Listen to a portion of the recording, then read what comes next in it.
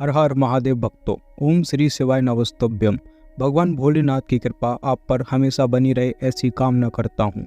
जिन माताओं बहनों को संतान की प्राप्ति नहीं होती है वह बहुत ही ज़्यादा दुखी रहती हैं और हमेशा उदासी से भरी रहती हैं, परेशान रहती हैं। लेकिन उनको ये नहीं पता कि हमारे शिव महापुराण की कथा में संतान प्राप्ति के ऐसे उपाय दिए गए हैं जिन उपायों को करने से माताओं बहनों अगर पूरे विश्वास से करती हैं तो उनको संतान की प्राप्ति निश्चित ही हो जाती है।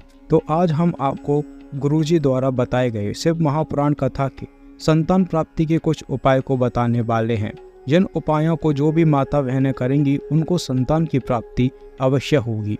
तो इस उपाय को उसी स्त्री को करना है जिनको संतान की प्राप्ति नहीं हो पा रही है। ठीक है, तो कैसे करना है आप ध्यान से सुनिए। जब स्त्री के रजस्वला धर्म यानी कि मासिक धर्म का 7वां दिन हो तो उस दिन ही आपको यह उपाय करना है। तो इसको पूरा सुनिएगा। इस उपाय में आपको क्या करना है कि एक सफ़ेद आंकड़े की जड़ की आवश्यकता होती है। जी हाँ, सफ़ेद आंकड़े की जड़ की आवश्यकता होती है। और इस उपाय को आपको तुम रुका महादेव जी का नाम लेकर उसे नारी को करना है कि घर में यदि वो नहीं कर सकती है तो उसके घर की किसी एक सदस्य को यह उपाय मंदिर में जाकर करना है। क्योंकि स्त्री रजस्वला धर्म में होती है तो वह मंदिर में नहीं जा सकती है और उस उपाय को नहीं कर सकती है। रजस्वला धर्म के 7वें दिन आपको अपने घर की किसी एक सदस्य को शिव जी के मंदिर भेजना है और उसके साथ एक आंकड़े की जड़ भी भेजना है। ठीक है, उस आंकड़े की जड़ को भगवान शिव जी के मंदिर के ऊपर से जो उनकी शिवलिंग रहती है, ठीक है, उसके ऊपर से 21 बार, जी हाँ 21 बार तुम रुका महादेव जी का नाम लेना है। किसका नाम लेना है?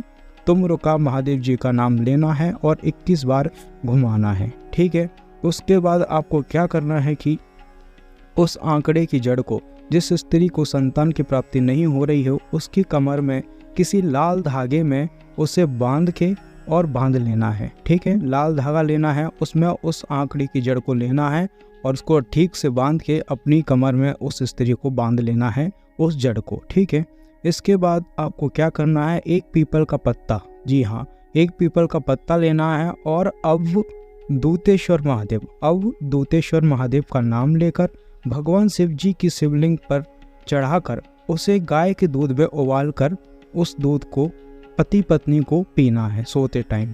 ठीक है, इससे पीने से क्या होगा कि 3 महीने में ही भगवान शिव और की कृपा से उस स्त्री की गोद भर जाएगी और उनको संतान की प्राप्ति हो जाएगी।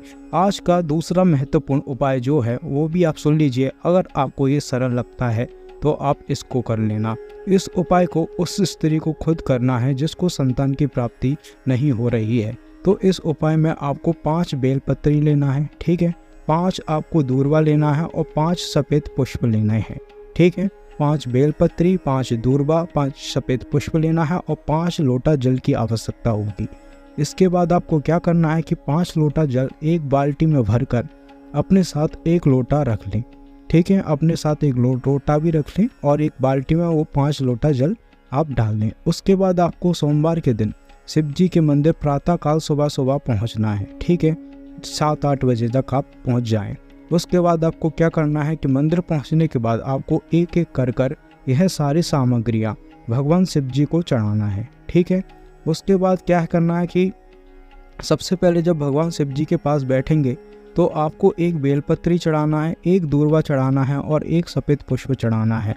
और इसके बाद में जो आप एक लोटा जल लेकर गए हैं वह एक धारा से भगवान शिव जी को आपको चढ़ा देना है। ठीक है, उसके बाद जब आप यह सभी सामग्रियां भगवान शिव जी की शिवलिंग पर चढ़ाएंगे तो उस समय आप लोगों को, ठीक है, तुम रुका महादेव जी का नाम लेना है और यह नाम जरूर लेकर श्री शिवाय नमस्तुभ्यम बोलकर ही इस उपाय को आपको करना है। क्या बोलना है? श्री शिवाय नमस्तुभ्यम बोलकर इस उपाय को करना है। ठीक है, इसी तरीके से आपको 5 बार यह सभी सामग्रियां भगवान शिव जी पर चढ़ाने हैं। ठीक है, उसके बाद आपको क्या करना है कि आप सभी 5 चीज़ों की मात्रा लेकर, ठीक है, आपको यह सभी एक एक करके भगवान शिव जी पर चढ़ाने हैं।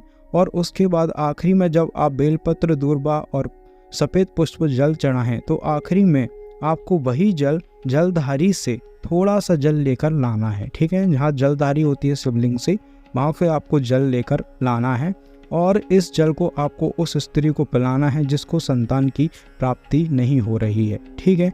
इस उपाय को आपको कम से कम 5 सोमवार तक करना है। जब तक आप इस उपाय को कर लेंगे तो 5 महीने के अंदर या कहीं कहीं तो 3 महीने के अंदर ही आपको संतान की प्राप्ति की खुशखबरी जरूर मिल जाएगी। तो ऐसे और उपाय जानने के लिए तथा हमारे गुरुजी से जुड़ने के लिए चैनल को सब्सक्राइब कीजिए, वीडियो को लाइक कीजिए और कमेंट में लिखिए हर हर महादेव। धन्यवाद।